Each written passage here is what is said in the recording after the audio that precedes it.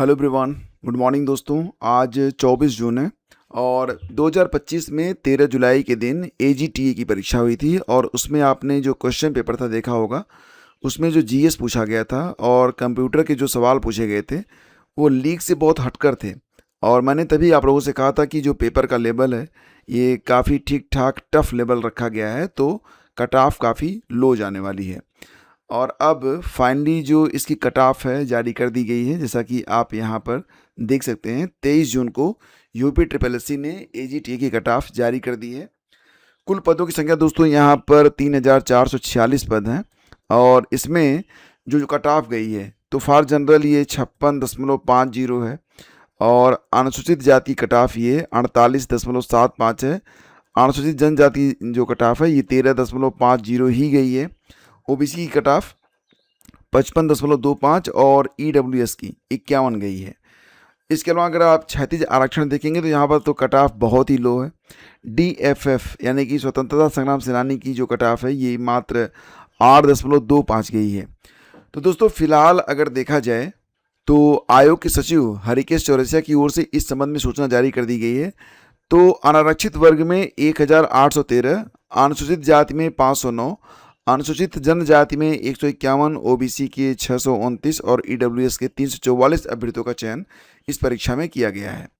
इसके अलावा क्षैतिज आरक्षण में स्वतंत्रता संग्राम सेनानी आश्रित 44, भूतपूर्व सैनिक 2, दिव्यांगजन विभिन्न श्रेणी में क्रमशः 46, 46, 45 और कुल 689 महिलाओं का भी चयन किया गया है। तो स्वतंत्रता संग्राम सेनानी आश्रित के 68 पदों 44 अभ्यर्थियों का चयन हुआ है। दोस्तों आप लोग एक बार पुनः AGTA आंसर की बाई स्टडी विद ज्ञान प्रकाश लिखकर यूट्यूब पर सर्च कीजिएगा और जो वीडियो आपके सामने आता है उसमें मात्र 13-14 मिनट का वीडियो है जिसमें GS और कंप्यूटर के जो प्रश्न हैं उनको हल करवाया गया है। मैं आप लोगों से कहूँगा कि उसको आप लोग ज़रूर देख लीजिएगा, ठीक है। वैसे डायरेक्ट लिंक मैं आपको पहले कमेंट में और व्हाट्सएप चैनल पर शेयर कर दूंगा। अगर आपने अभी तक व्हाट्सएप चैनल ज्वाइन नहीं किया है तो आज ज्वाइन कर लीजिएगा, आपको उसका भी लिंक पहले कमेंट में और डिस्क्रिप्शन में देखने को मिल जाएगा।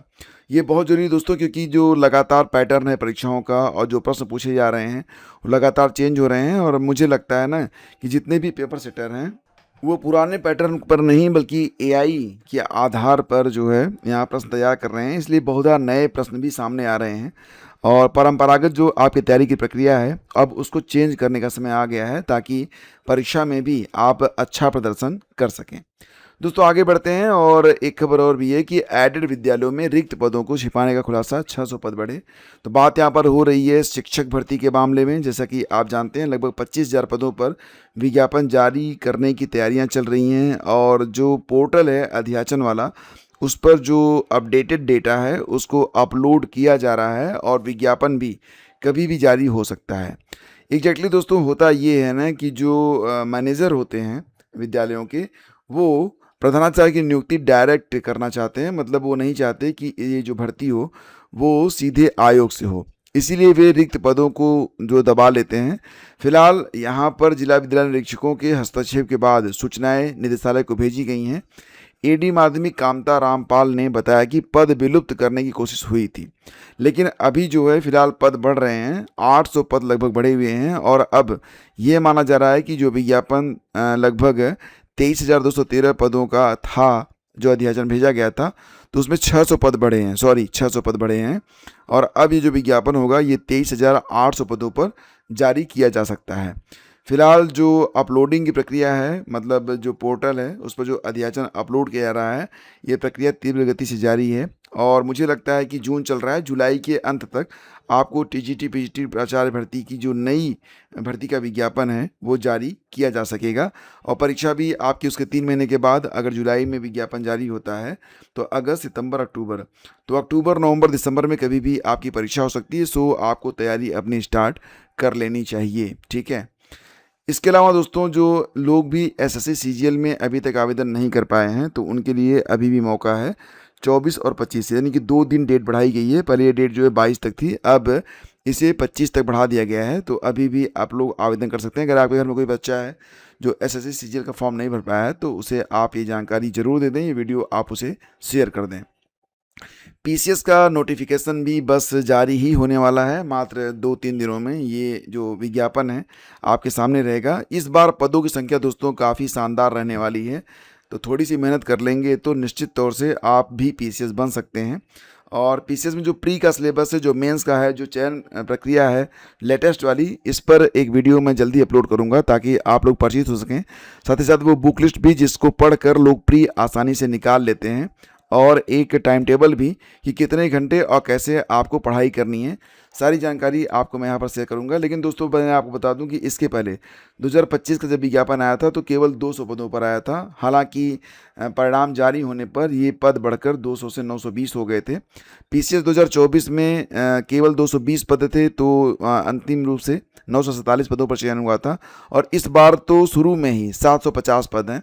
तो हो सकता है कि जब तक विज्ञापन का परिणाम जारी हो, मतलब परीक्षा होगी उस पर जब परिणाम जारी होगा, तो मुझे लगता है कि ये संख्या 1100-1200 तक जा सकती है। एनीवे इतना तो तय है कि 1000 के आसपास पद रहेंगे इस बार, सो आपको तैयारी भी कायदे से करनी पड़ेगी। एलटी ग्रेड में अगर आपने कंप्यूटर विषय के लिए आवेदन किया हुआ है तो दोस्तों ध्यान दीजिएगा कि कंप्यूटर विषय की मुख्य परीक्षा के लिए 7 जुलाई तक ऑनलाइन आवेदन मांगे गए हैं। ध्यान दीजिएगा 7 जुलाई लास्ट डेट है, और ये भी कहा गया है कि ऑनलाइन भरे आवेदन पत्र यानी कि फॉर्म सेट का प्रिंट निकालकर आवश्यक संलग्नकों सहित 4 जुलाई की शाम 5 बजे तक पंजीकृत डाक से या स्वयं लोक सेवा आयोग में उपस्थित होकर उपलब्ध करा दें। 16 मई को घोषित प्रारंभिक परीक्षा के परिणाम में कंप्यूटर पुरुष शाखा के 601 और महिला शाखा के 455 यानी कि कुल लगभग 1056 पद, और इस पर मुख्य परीक्षा के लिए मात्र 682 लोग ही उत्तीर्ण हुए हैं। मतलब ये कि अगर ये 682 लोग केवल मुख्य परीक्षा पास करने की जो क्राइटेरिया है उसको पार कर लें तो निश्चित तौर से ये सभी लोग शिक्षक बन जाएंगे, क्योंकि आपको पता है कि एक कट ऑफ भी लागू की गई है। फॉर जनरल 40% अंक प्राप्त करना जरूरी है, और एंड सो ऑन, इसी प्रकार से सब कैटेगरी की अलग अलग कट ऑफ है। उत्तर प्रदेश लोक सेवा आयोग में कंप्यूटर सहायक के 14 पदों पर भर्ती के लिए प्रथम चरण की परीक्षा में सफल 169 अभ्यर्थियों से द्वितीय चरण यानी कि हिंदी टंकण कंप्यूटर पर की परीक्षा के लिए ऑनलाइन आवेदन मांगे गए हैं। उप सचिव राजेश कुमार के अनुसार द्वितीय चरण की परीक्षा के लिए ऑनलाइन आवेदन बुधवार से 8 जुलाई तक लिए जाएंगे। और उत्तर प्रदेश लोक सेवा आयोग ने जो एक विज्ञापन जारी हुआ था ना पॉलिटेक्निक प्रधानाचार्यों का, उसके लिए 7 जुलाई तक आवेदन अभी किया जा सकता है, तो ये विज्ञापन भी जारी किया गया है। आबकारी सिपाही के लिए अभी भी दोस्तों समय है, और आज यानी 24 जून आज लास्ट डेट है। अगर आपने अभी तक आवेदन नहीं किया है तो आवेदन कर लीजिए, डेट बढ़ने की संभावना नहीं है। इस भर्ती में दोस्तों 98 पद और बढ़ गए हैं, अब कुल पद हो गए हैं 820। जब विज्ञापन जारी हुआ था तो 722 पद थे, अब 98 पद बढ़कर 820 पदों पर भर्ती पूरी होगी। आज आवेदन की अंतिम तारीख है, सो अगर आपको आवेदन करना है तो आवेदन UPSSC की वेबसाइट पर जाकर आप लोग कर सकते हैं। पद का नाम सिपाही भर्ती है, ठीक है। और प्राचार्य के 111 पदों पर भर्ती का अध्याचन, 25,000 शिक्षकों की रिक्तियां तैयार। तो फिलहाल दोस्तों धीरे धीरे जो है तैयारियां चल रही हैं। हालांकि 2 जिले हैं, अंबेडकर नगर और गोंडा, तो वहां पर फिलहाल अभी जो उन लोगों ने रिक्त पदों के बारे में जानकारी भेजी थी उसका सत्यापन करवाया जा रहा है। बाकी जिलों का जो सत्यापन है हो चुका है, तो बहुत ही जल्द आपको एक नया विज्ञापन शिक्षक भर्ती का देखने को मिलेगा। अभी फिलहाल जो जैसा कि आप लोग जानते हैं कि 1500 के आसपास असिस्टेंट प्रोफेसर के जो पद विज्ञापन संख्या 52 में आने वाले हैं, उसमें इस बात का परीक्षण चल रहा है कि कहीं कुछ ऐसे पद तो विज्ञापन संख्या 52 में नहीं ऐड हो गए हैं जो कि विज्ञापन संख्या 51 में पहले ही विज्ञापित किए जा चुके हैं, तो उसकी जाँच भी करवाई जा रही है। और CGL में आवेदन 25 तक, SI भर्ती के लिए सारी दक्षता 29 से।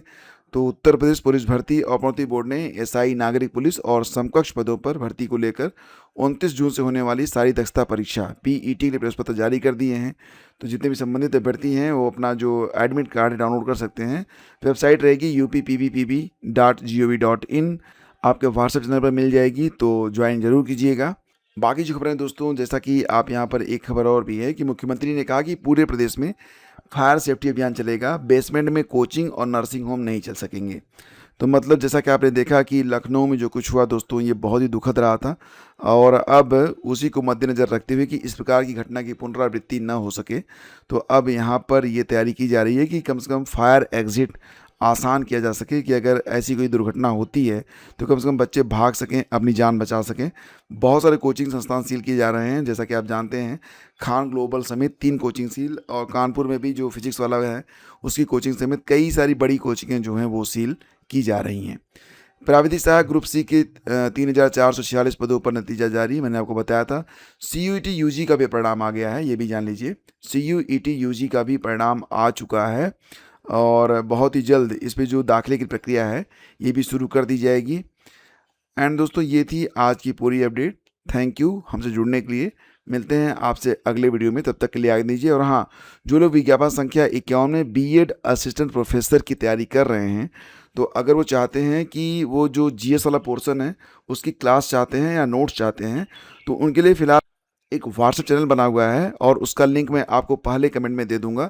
आप जाके ज्वाइन कर लीजिएगा, क्योंकि सारी जानकारी, आपकी क्लास कब होगी, नोट्स कहाँ पर मिलेगा, और किस प्रकार से आपको तैयारी करनी है, किस प्रकार से आपको अपने समय का सदुपयोग करना है, बाकी जो भी लेटेस्ट अपडेट रहेगी परीक्षा के बारे में कि कोड में क्या चल रहा है और वेबसाइट कब रीओपन होगी, तो सारी संबंधित जो जानकारियाँ होंगी वो एक ही जगह पर आपको दी जाएंगी। ज्वाइन कर सकते हैं, लिंक आपको डिस्क्रिप्शन और पहले कमेंट में मिल जाएगा। Thank you.